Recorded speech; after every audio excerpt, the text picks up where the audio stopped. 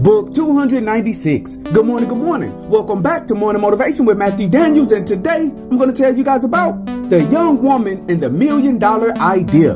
That's right, the young woman and the $1 million idea. But what is Matthew Daniels talking about?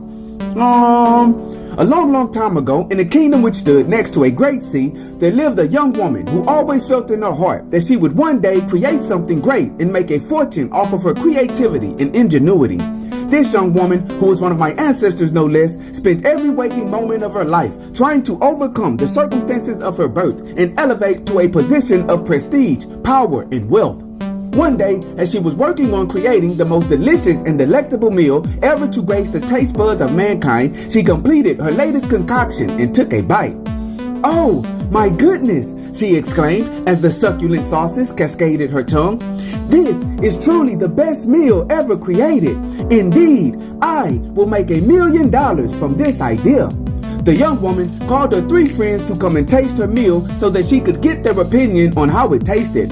Her 3 friends showed up, tasted her meal, and all of them, without fail, told her that her meal was horrible and that she needed to try again.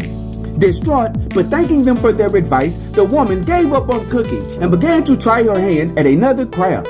The next idea she had was to create a clothing design that was so magnificent everyone would want to purchase it, and she could make a fortune for herself selling clothes to the people of various lands.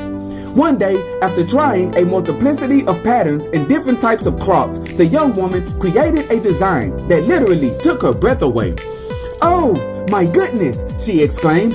"This is the most beautiful design I have ever seen. Indeed, I will make $1 million from this idea." The young woman called her 3 friends to come and gaze upon her new design so that she could get their opinion about how it looked. Her 3 friends showed up, and they all told her how ugly and unappealing it was. Distraught, but thanking them for their advice, the woman gave up on designing clothing and began to try her hand at the craft of candle making. She figured if she could create a candle scent that smelled as heavenly as the realm of the goddesses, she could make a fortune selling the candles to the people of various lands. One day, after creating and testing multiple scents, she created a candle that had a smell which danced inside of her nose. "Oh, my goodness," she exclaimed. "This is the most heavenly scent I have ever smelled. Indeed, I will make $1 million from this idea." The young woman called her friends to come and smell her candle, and again, all of them said the scent smelled horrible, and they said that no one would buy her candles from her. The young woman became distraught, and this failure broke her desire to continue to try and create something of value. For several weeks, she sat inside her home without working on another project. Then, one day, she decided to journey to another village and see what they sold in their markets in the hopes she could find some inspiration for the next thing she could create. The young woman gathered a few things and set out on her journey. She quickly reached the next village and she walked into their market.